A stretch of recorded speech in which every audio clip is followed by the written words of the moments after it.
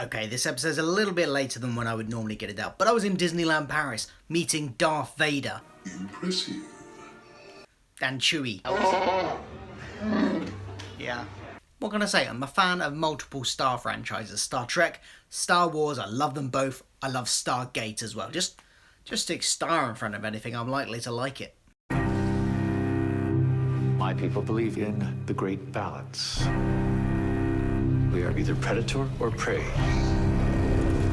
Now, I realize the great balance is a lie.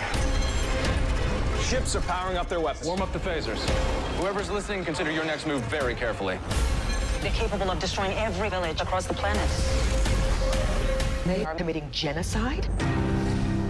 Hi, I'm Phil. Welcome to my channel. I talk about all sorts of geeky pop culture stuff, including weekly reviews of new Star Trek Discovery. This week, I'm reviewing episode 6.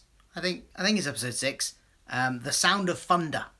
Overall, I thought this was a thrilling, tense, action-packed where it needed to be, but thoughtful and quiet and character-driven where it needed to be episode. I thought it did a lot right. And I very much enjoyed watching it. I think it really benefited from having just one single plot. There wasn't really a B plot to this episode. There were a couple of sort of scenes which advance slightly plots which are season ongoing, but they weren't sort of B plots in their own right for this episode.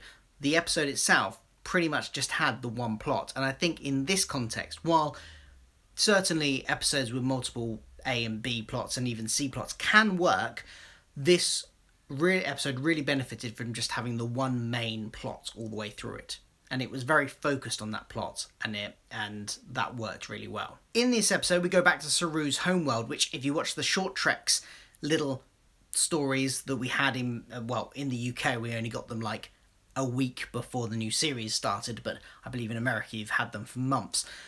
If you watch those, one of those episodes was focused on when Saru left his planet and was picked up by Captain Georgiou, and we return to that setting, and the Red Angels have led the Discovery there, or the Red Angel, if there's just one of them, has led the Discovery to that planet for some purpose, some reason, potentially.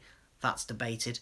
And there the prey race, the Baul, who I think sound very much like a Stargate race, maybe got the same sort of sound as the Gould, and they've got they've got kind of angular spaceships, sort of pyramid-esque spaceships, a lot of Star Trek-y stuff there, Stargate-y stuff in that sense.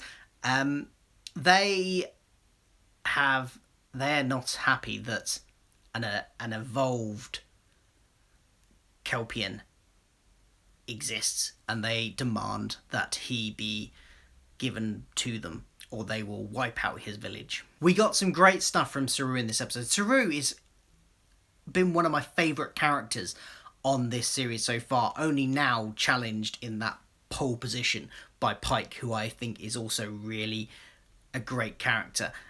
Saru has been one of those characters which I've liked almost throughout the whole set. There's not much he's done that I haven't liked in this series.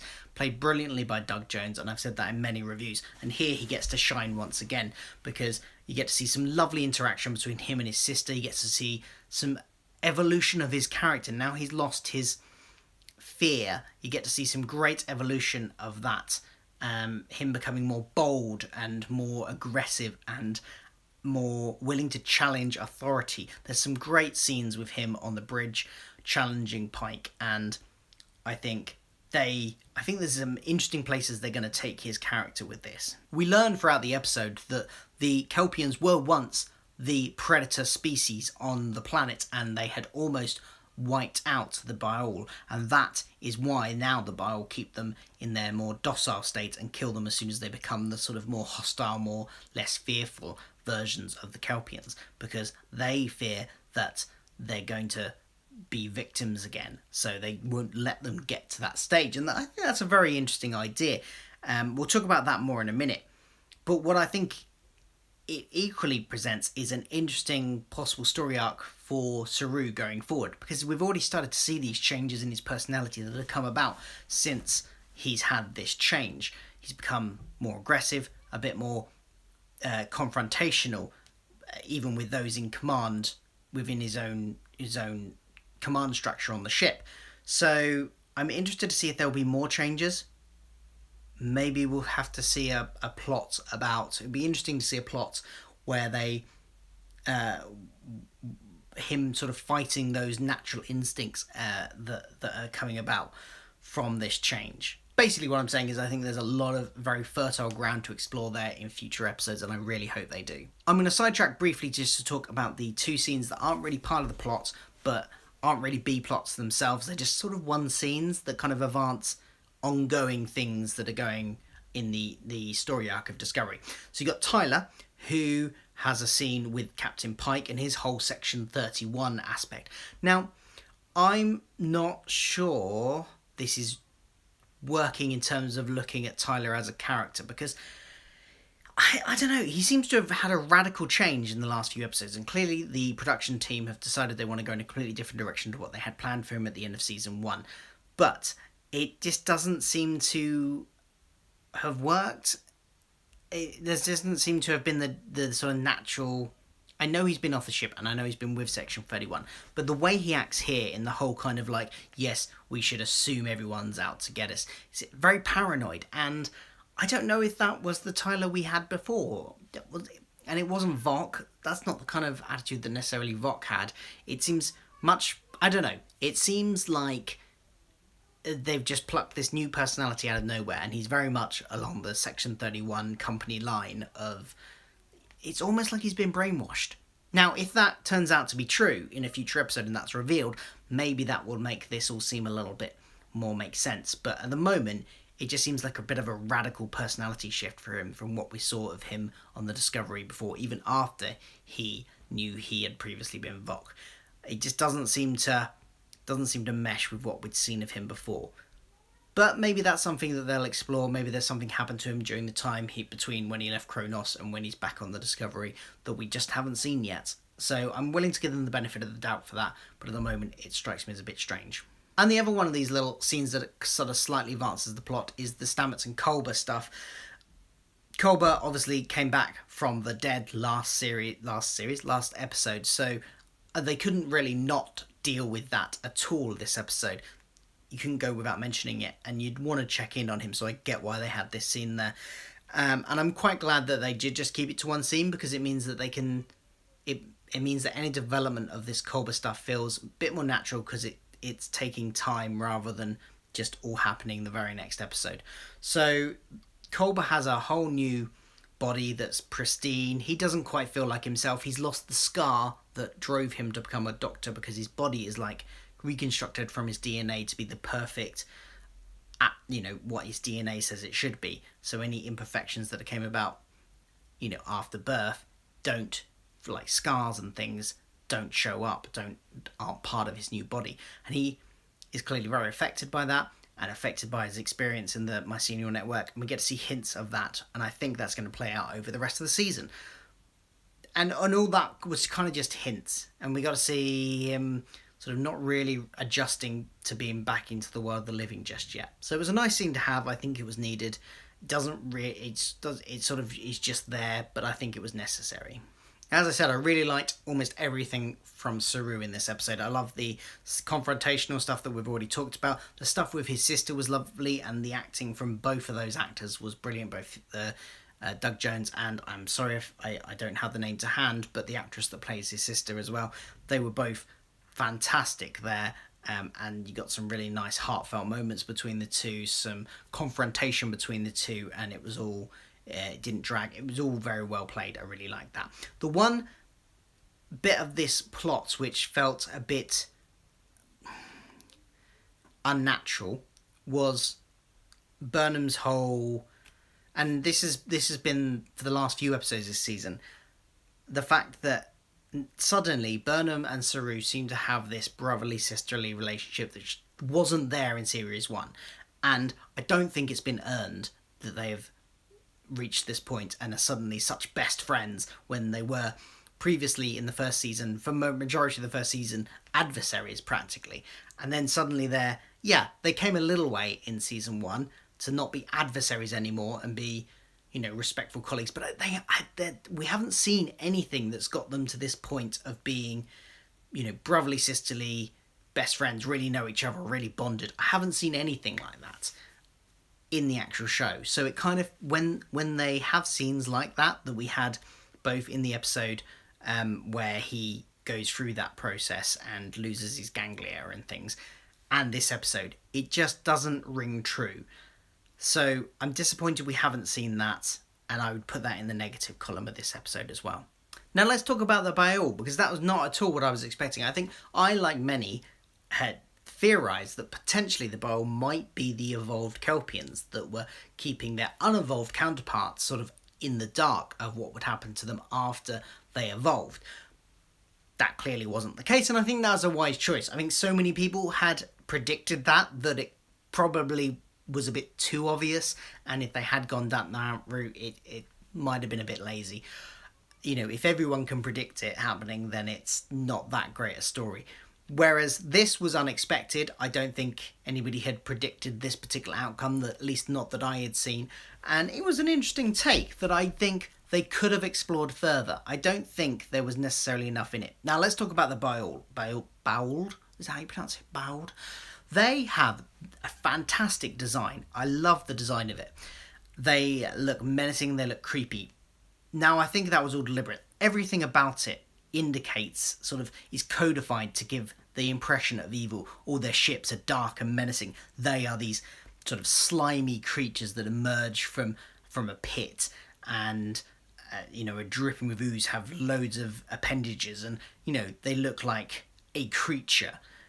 And so all of that is codified in our culture to be signifying evil. But when you actually look at the situation they were in, once we find that information, their historical situation of having previously been the prey of the evolved Kelpians and almost wiped out to extinction, and then how they came back from that, reversed the tables and wiped out the evolved Kelpians, but interestingly didn't wipe out the non-evolved Kelpians, which would have been presumably even easier for them to do than wiping out the evolved Kelpians.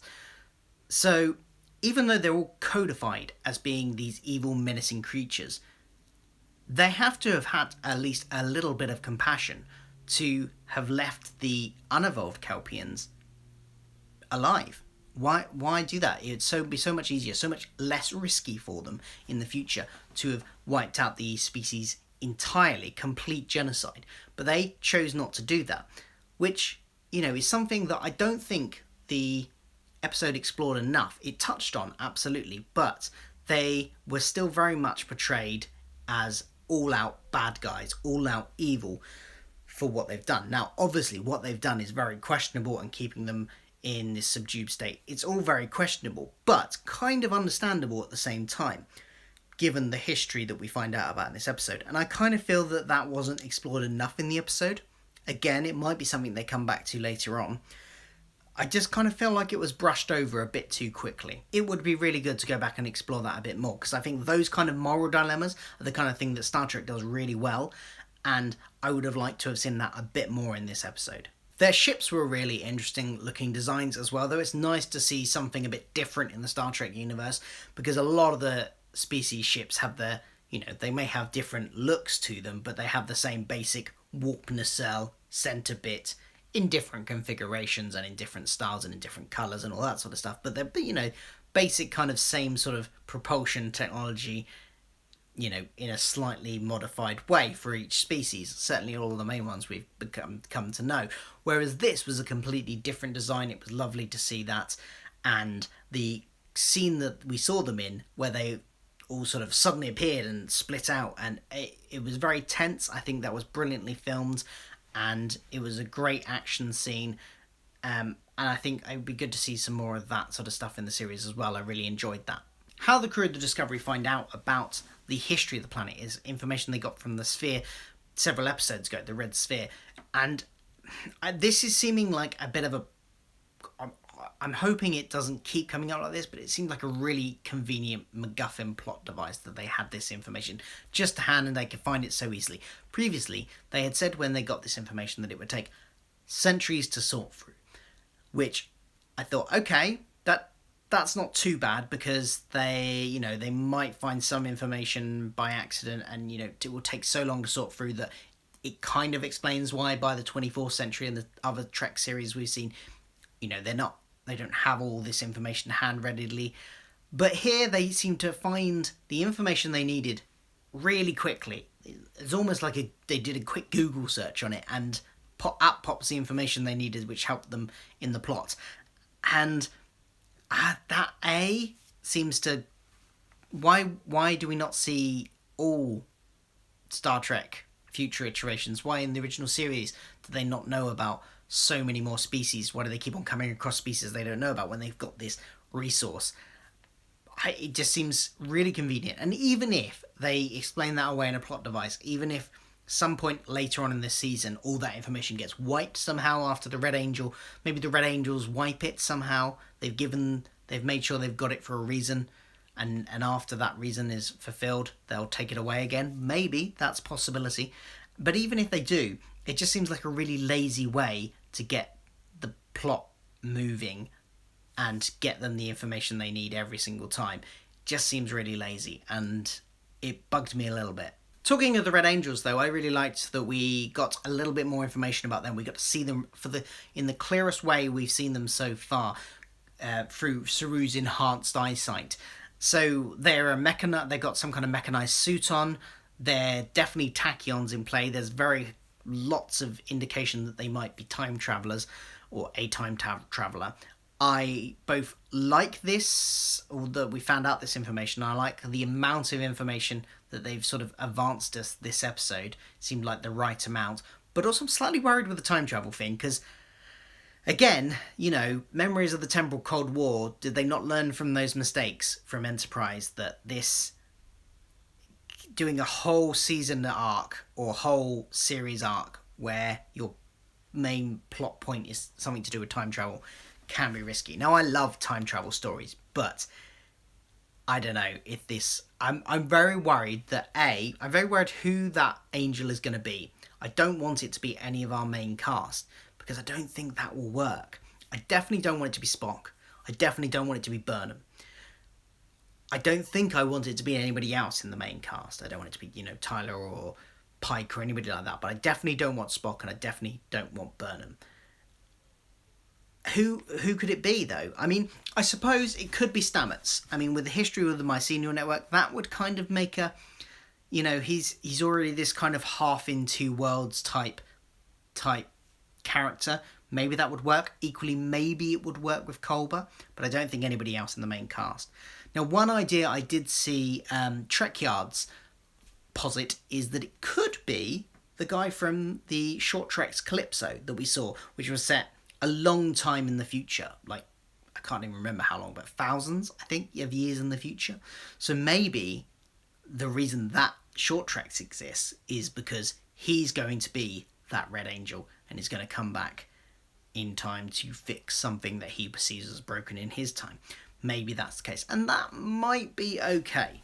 But I'm also worried about splitting off into yet another alternate timeline here. I really hope they don't do that. We've already got one alternate timeline with the Kelvin, and I love the way they did that with the Kelvin timeline. I think that was a clever way of rebooting without, throwing away all the continuity we'd had before. But to do it again, I really hope they don't do that, because I want the TV series to be in the prime timeline. So we will see. Let's see what happens. But slightly cautious about the time travel aspect, but like the fact that we got to see a bit more of the Red Angel in this episode. A few other quick negatives that I caught on watching the episode: the lazy reuse of the transporter room set as the old brig, I guess, where they kept Saru and his sister. I mean, it was just too obvious, and it was also immediately after an actual scene in the transporter room, or very close to one. So I don't know how anybody could have not picked up on that. It was not changed anywhere near enough to look actually different. And I get they need to save production budgets, but I mean, just don't have an episode, don't have a scene in the transporter room that episode at least, or something along those lines, because it just it was just so obvious. And also the main plot felt a bit like it was left at a bit of a loose end, because they'd made this massive change to this society, which is something we haven't talked about, actually. I'm going to deviate from talking about these last few negatives to talk about the Prime Directive, because Pike says, let's see how far we can stretch the Prime Directive. And they make some big changes to this society. And I'm not saying they were in the wrong to do it. Absolutely not. But there was no discussion about the repercussions of it. There was maybe like a single line going, we don't know what will happen. And then another line going, yeah, but they'll take ages to go. I don't know. They kind of brushed over it again without really exploring. And it could have been a really interesting topic to explore. You know, what are the repercussions of this in the future? Yeah, okay, the Beryls still have superior technology, but, you know, what happens in 100 years' time? How are we shaping the future of this region of the galaxy by doing this? It's very interventionist. Now, part of me doesn't mind that at all. I'm very torn on this because, you know, Kirk in the original series would interfere left, right and centre, and this is only set 10 years before. So hey, maybe Starfleet are more interventionist around this time. Maybe, yeah, they have the Prime Directive, but they're willing to stretch it, flex it a lot more than they would be in, say, the 24th century in Picard's time. And that's fair enough. I you know, that ties up this with the original series, which is quite close in continuity. So I don't mind it in that regards. But equally, I would have liked to have seen it at least broached and discussed a bit more in the episode itself. Because that's what Star Trek does really well. It does these morality plays really well. And is this the right thing to do? And examining, you know, both sides. And yet, and it can absolutely fall on one side going, yes, this is absolutely the right thing to do. It can fall on, you know, this is the right side. But it explores them. And we see that process of coming to that conclusion, whereas we didn't really see that here. So that was a bit of a shame. I think okay, they've got a limited runtime and you've only got so much you can fit in, but it would have been nice to see at least one more scene, at least something more than just 2 lines exploring that. And yeah, at the end, they've made these massive changes to this society, and then they kind of just leave. There's no like, okay, we're going to get these 2 sides together to discuss this first or anything like that. They just kind of leave, and it feels a bit incomplete. Now, we might come back to it. Maybe we'll have an episode coming back to it, or maybe we're just meant to assume that all that stuff happens. But it would have been nice to have at least a line or something indicating that Starfleet aren't shirking their responsibilities here and are gonna put some effort into making sure these 2 races can cohabit now that they've caused this to happen. It felt like it was slightly incomplete at the end for that reason. But look, overall, we had some brilliant acting, we had some brilliant thrilling scenes, we had some exciting action, we had some heartfelt moments. I may come across as slightly negative with some of the down points I've said, but overall, I actually quite like this episode. Sure, paper man. Yeah. Oh yeah, my daughter's decided to join us. She won't leave, so I guess I'm finishing this with her. This is my daughter. She doesn't watch Star Trek, but yeah, where was I? Oh yeah, I was wrapping up, and then she came in, and now she won't leave. So thank you very much for watching. What do you think of the episode? That's what I was going to say. What do you think of the episode? Let me know in the comments below, and yeah, don't forget to like, subscribe, and share this video and all that jazz for more stuff from me. So I will be back next week, hopefully at a slightly earlier time, for more episodes, more reviews of new episodes. You've put me right off. For more reviews of more Star Trek episodes, and I've got other geeky pop culture content on the channel as well, like stuff about Doctor Who, stuff about books, stuff about the MCU and things. And very soon I'll be having a vlog about my Disneyland trip as well. So if you want to see all that, subscribe. Here's some more videos. Watch those if you like them. If you fancy it, if you've got a bit of spare time and things. Another Star Trek one there for you. Something else YouTube thinks you might like. Thanks for watching. Goodbye. You say goodbye? She's not going to say goodbye.